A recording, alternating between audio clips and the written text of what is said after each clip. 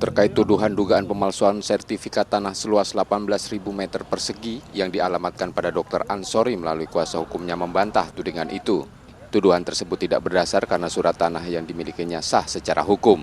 Menurut kuasa hukumnya, Dr. Ansori juga sudah beberapa kali menang di pengadilan setelah mendapat gugatan berbagai pihak. Dr. Ansori telah lama membeli lahan seluas 18.000 meter persegi yang berada di Jalan Nurdin Panji, Kelurahan Kebun Bunga, Kecamatan Sukarame, bahkan sebelum akses jalan menuju Bandara Palembang dibuka. Saat membeli lahan tersebut, posisinya masih masuk kawasan Kelurahan Sukajaya, sebelum akhirnya pemerintah kota mengembangkan kelurahan tersebut menjadi Kelurahan Kebun Bunga.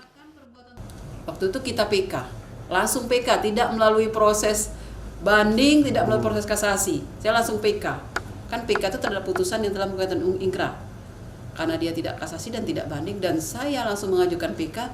Di putusan PK, gugatan Pak Julki Sitompul dinyatakan ditolak. Artinya Dr. Ansori tetap sebagai pemilik sah tanah sesuai SHM 8210.